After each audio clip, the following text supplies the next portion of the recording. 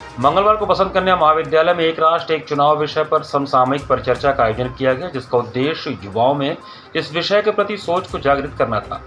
भारत का लोकतांत्रिक ढांचा अपने चुनावी प्रक्रिया की जीवंतता पर पनपता है, जिससे नागरिक हर स्तर पर शासन को सक्रिय रूप से आकार दे सकते हैं।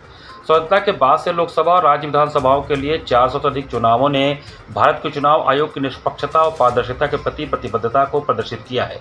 हालांकि चुनावों की खंडित और लगातार प्रकृति ने अधिक कुशल प्रणाली की आवश्यकता पर चर्चा को जन्म दिया है। इससे एक राष्ट्र एक चुनाव की अवधारणा में रुचि का पुनरुत्थान हुआ है।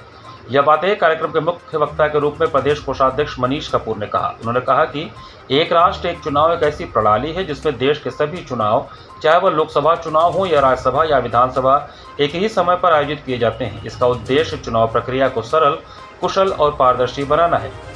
इससे समय और संसाधनों की बचत होगी। इसके साथ ही नीतियों की निरंतरता बनी रहेगी, अर्थात जब सभी चुनाव एक ही समय पर होंगे तो सरकार नीतियों को लागू करने और उन्हें पूरा करने पर ध्यान केंद्रित कर सकेगी।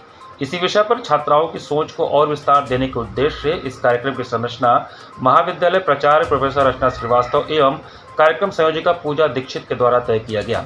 कार्यक्रम का प्रारंभ वंदे मातरम गीत से हुआ। कार्यक्रम की अध्यक्षता भाजपा महानगर अध्यक्ष प्रदीप अग्रहरी, संचालन डॉक्टर सरोज उपाध्याय तथा सांगीतिक प्रस्तुति डॉक्टर सीमा वर्मा के निर्देशन में संगीत विभाग की छात्राओं द्वारा किया गया तथा धन्यवाद ज्ञापन महानगर महामंत्री अशोक पटेल ने दिया।